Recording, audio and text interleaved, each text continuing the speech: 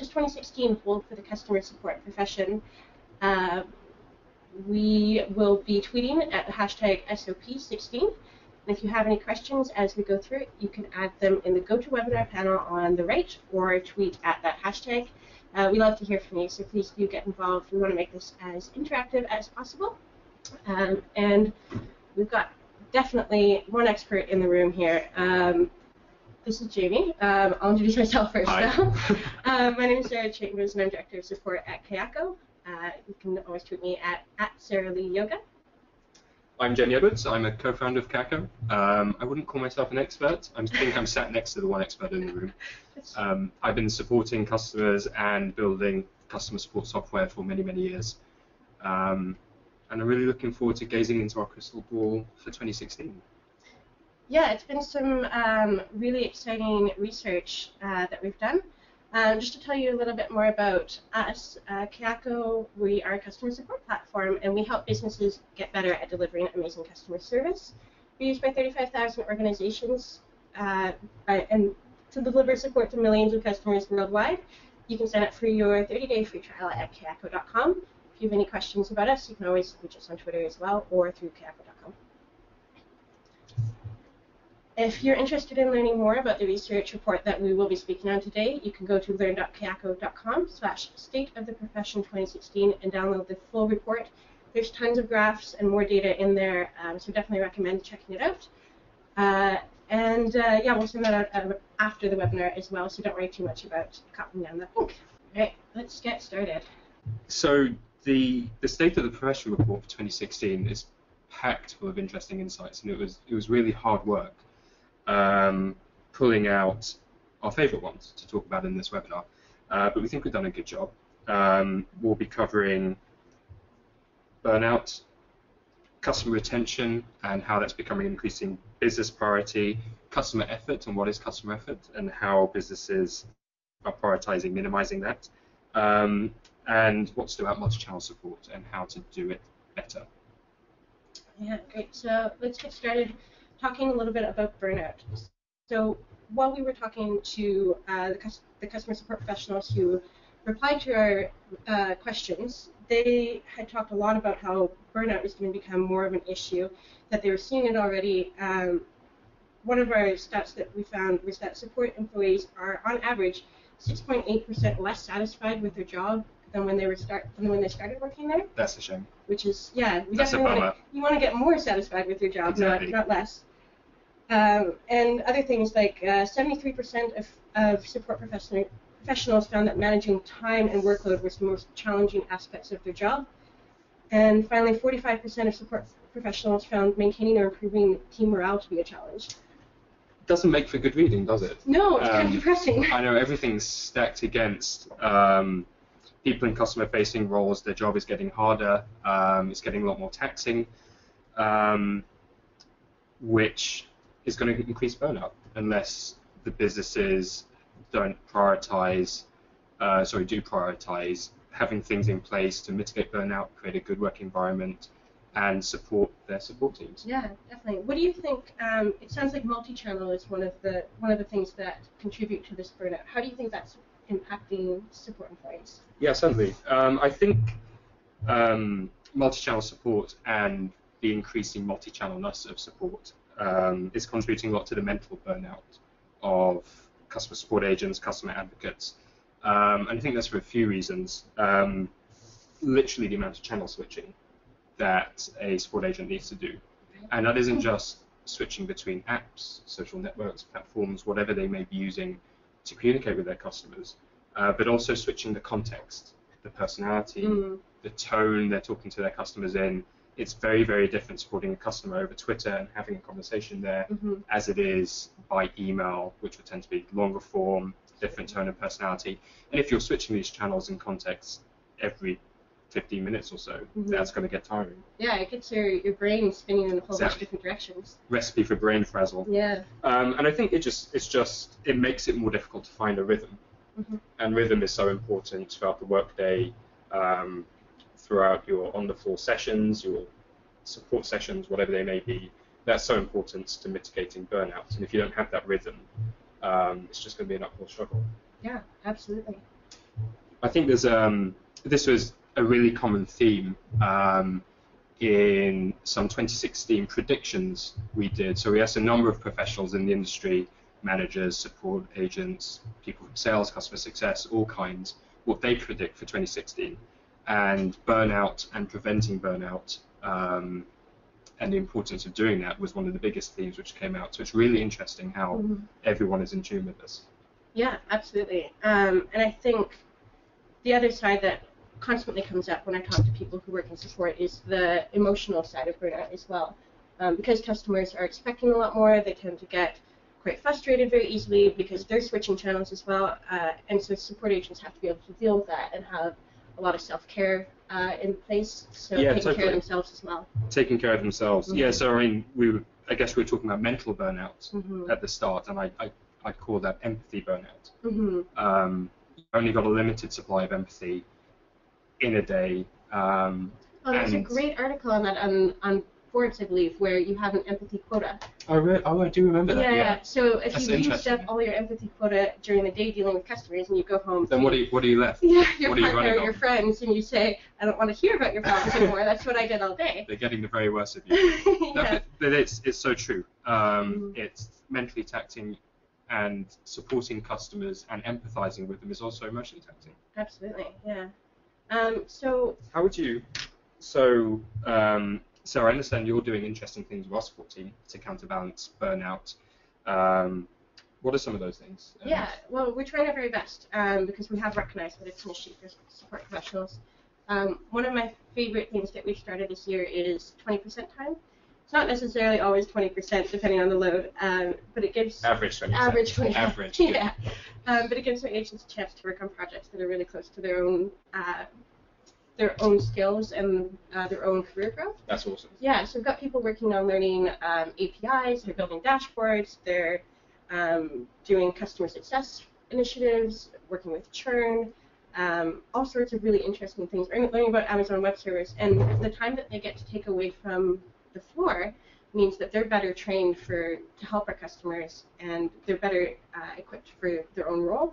But it also means that they get to turn off their brain a little bit from that empathy-driven job all the time. And what a great way to top up your empathy quota, your mental quota, by working on something that's yours, completely yours. Yes. You've designed it, it's your project, it's your baby, you see it shipped out. I think that's great. Yeah. Another thing that we like to do is we're a big fan of the support community here at Kayako, so we're actually doing our very first Indian customer support meetup. We were founded in India and in Jalandhar, which is about a 5-hour train ride away from Delhi. Yeah, it's famous for making cricket bats and baseballs, not for supporting customers. Not for supporting customers, but a couple of our team from the support team in Jalandhar is going to Delhi this weekend, meeting with some other industry professionals to talk about what supporting people is all about and really get that buzz that you get from talking about what you do all day from people who understand it. So, that's awesome. Yeah. And I think for so long that sense of having a support group, a support team has been missing. It's a place to vent, it's a place to get ideas, it's a place to top up the empathy again, that other people that feel the same way about their work and are facing the same challenges you are. Yeah, definitely. Yeah, that's awesome. All right. So second finding that we found was customer retention and onboarding will become more of a priority in 2016. Totally. This is one which is close to Kayaka's heart as a business. We're a subscription software company, and I think, like all subscription businesses, we really feel the business pain of losing customers. So we do everything we can to retain them, and we invest really hard in things like customer success, onboarding, retention, and making sure our customers are successful with our product, because it's a lot cheaper and it's a lot easier to retain customers than it is to acquire them. And that doesn't just apply to subscription businesses. I mean, winning customers and keeping them is getting more difficult across the board. So I think it's natural that this is becoming an increasing priority, and also natural that most customer-facing roles are expected to participate in retaining customers, and it isn't just a siloed function, whether it's called account management or traditional customer success, if you can call that traditional. Absolutely. One of my favorite quotes from Lincoln Murphy is imagine if you never sold to another customer again, and what would you do to maintain all of the customers that you have right now? Yeah. You would rely so heavily on your customer support team to make sure that all of their paths are smooth and easy and that they stay with you for a long time. Absolutely. Yeah.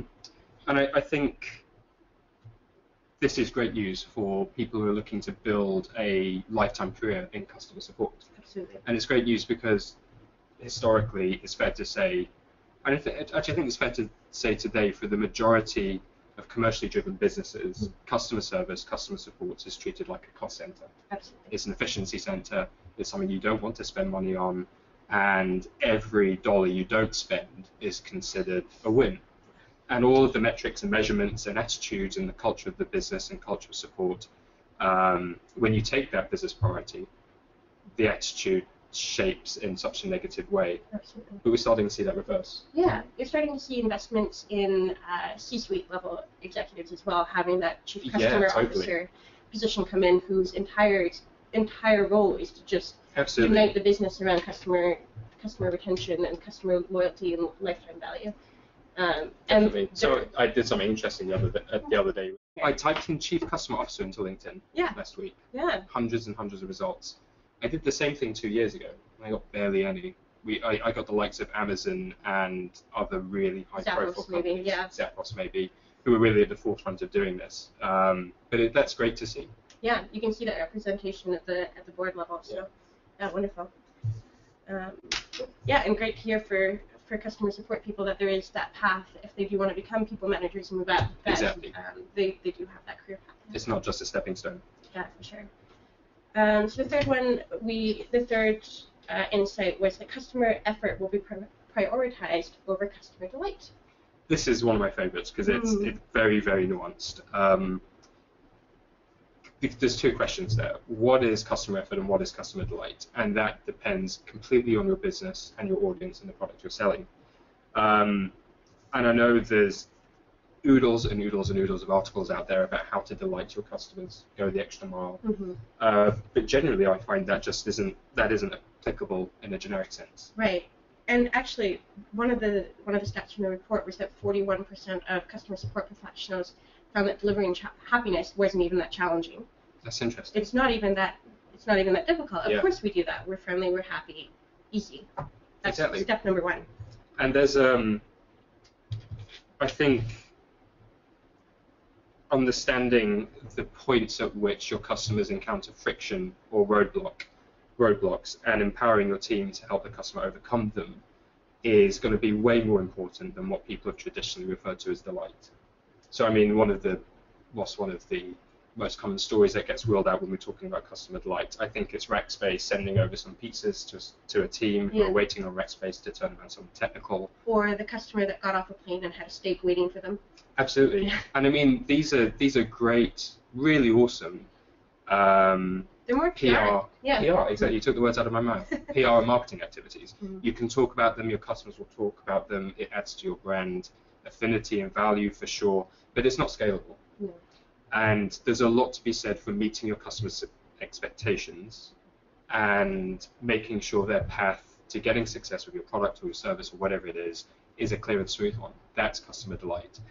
And that's why it's so nuanced. You really have to understand your customer, be on top of that feedback, ensure everyone is equipped to get deep into that feedback to understand what is driving value for the customers, for you to then craft your own customer delight. Yeah, you've seen a lot more work where customer support agents are empowered to talk to their product team to pass on that feedback and That's right. to say, look, we're getting this many cases about this one piece of the dashboard. We've got to fix this. And that isn't part of the traditional customer support role. No, definitely not. But it's something that we're seeing emerge more and more, where it's not just about presenting everything with a smile and being a shield for everything that's this is the thing. The so I've got a note down here, which is mini product managers. Yeah. And I guess for a product company, certainly at Calico, we're trying to nurture our support team to be mini product managers, so that they're able not just to listen to customer feedback, but dig a little bit deeper to understand what's driving that feedback. And I think that speaks to the increasing importance or the re-emergence of importance on hard skills. Yeah, absolutely. To being a successful customer advocate, customer rep.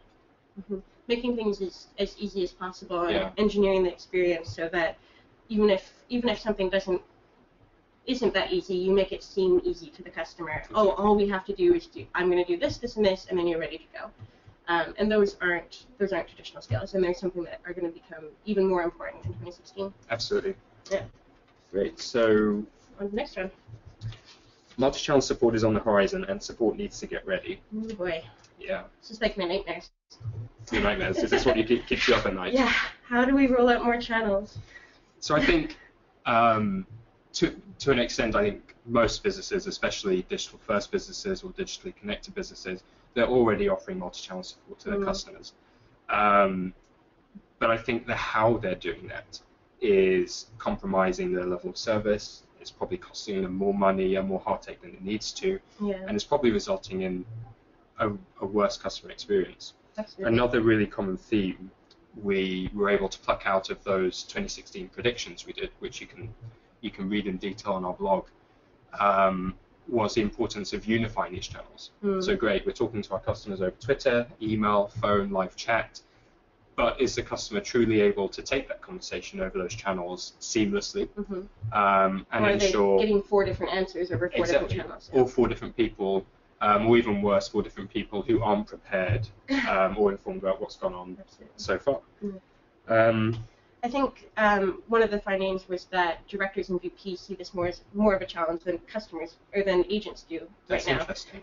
So the more senior you get, the more challenging it gets because you see the disaster happening over a wide scale instead of just seeing the one-off customer interactions. So Definitely. It's definitely being harder. I wonder if that speaks to sort of the current setup a lot of businesses have found themselves in, where they have a social customer service team. Yeah, who uses one tool. Exactly, and an email customer service team.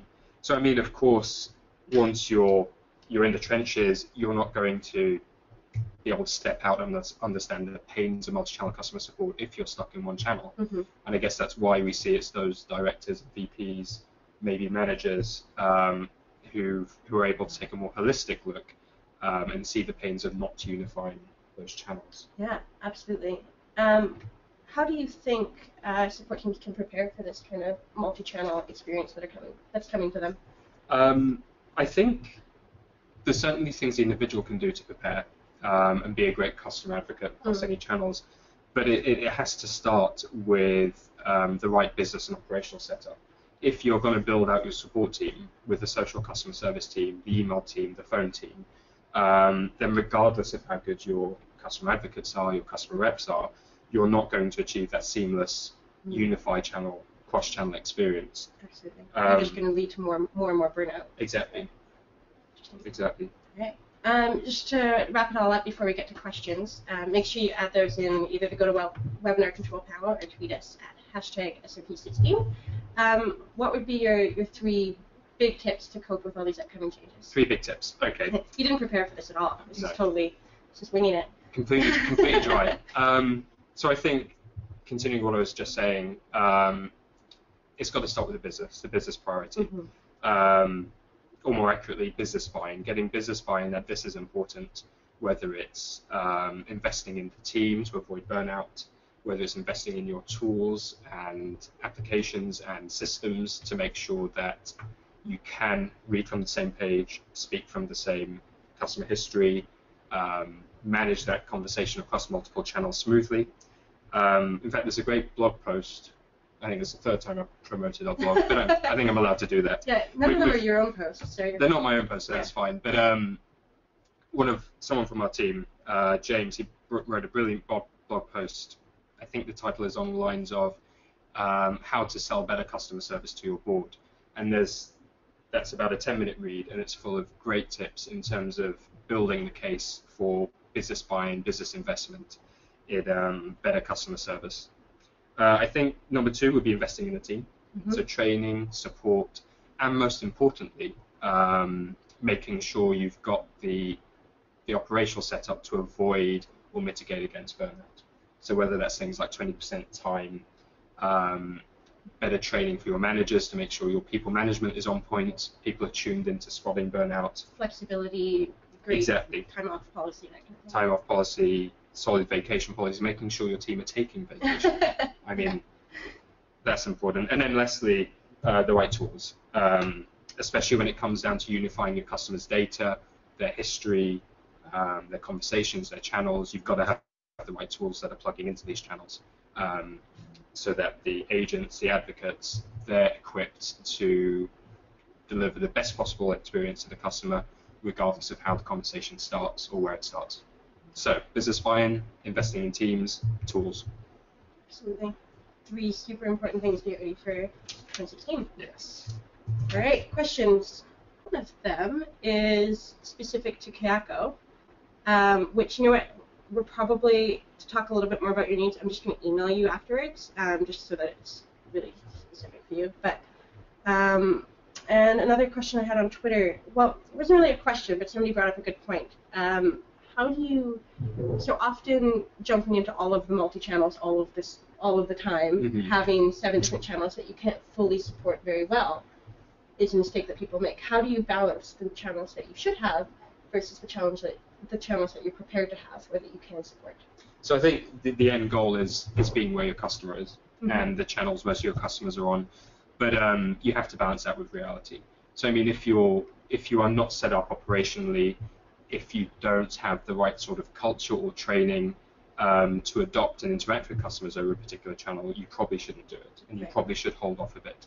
I'm going to use Twitter again as a really good example of a very specific and different cultural connection you need to your customer and that network to be able to deliver a good customer experience. I mean, I'm sure we've all engaged with a big corporate over Twitter who's kind of taken their traditional, perhaps stuffy support experience and tone of voice straight onto Twitter, and it just stands out like a sore thumb.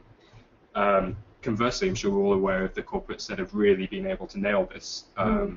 Social customer service, getting the right tone of voice, factoring in emojis, GIFs, really being plugged in culturally to their customer just as well as being able to solve their problems. I think it really does depend on your customer. Like when I was at Hootsuite, if we didn't get involved on social customer support, we were a social media company. We would just be missing 70% of the conversation about our product. So it was absolutely a necessity for us. But on the other hand, phone support probably wasn't that necessary because there's no real social media emergencies. Like you never want to be like, oh my god, my tweet's not going out, I need to call someone right now. But working at a payment company, absolutely you need to invest in that phone support because if credit cards aren't going through, there's money people need to speak to someone right there and then. So that's interesting about your Hootsuite story. So did many customers take you up on the phone support option? We never had it. Oh, you never had it? Okay. And we never really got asked for it that much. That's interesting. Yeah, so that speaks to that, where your customers are. As long as you're there where your customers are on their channels, perfect. Yeah. Jennifer on GoToWebinar asks, how do you allow 20% while balancing workloads? Oh, that's a good question.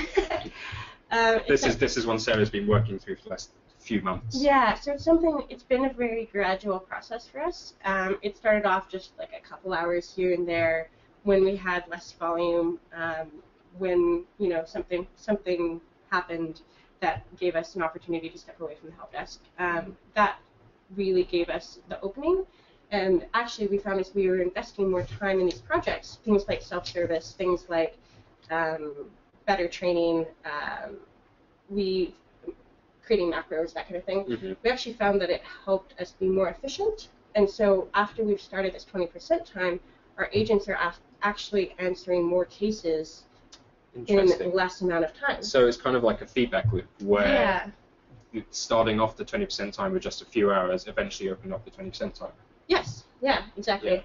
And the reason we were allowed to do that is that, well, they are definitely projects that are driven by the advocates. They're all focused around pain points of our customer as well. Things like creating testing tools for our download customers that were a challenge for the advocates, but also helped our customers and helped make us better as a support team.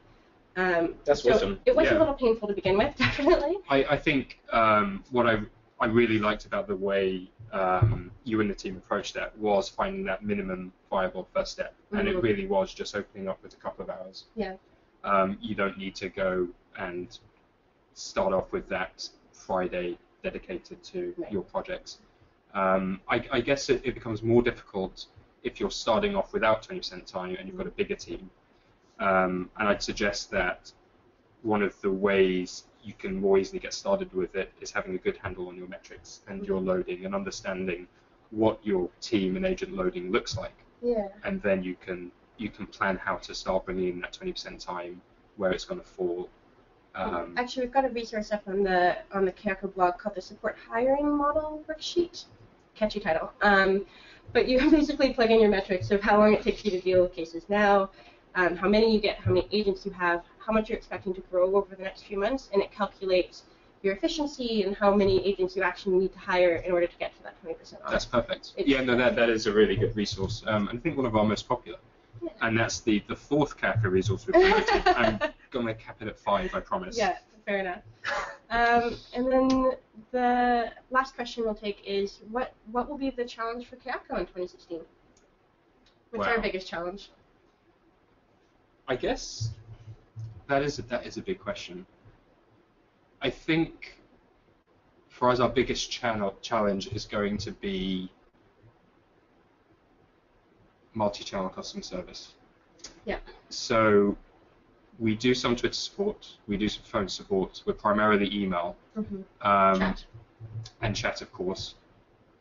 But we're not where we need to be in terms of availability. Yep. And how we ramp that up, how we staff for it, how we manage availability, how we do that across time zones and geographies, it's going to be a big, big challenge. Yeah, it's exciting. Yeah. Yeah. Cool. But we've got the right person to do it. So. Yeah, we'll see.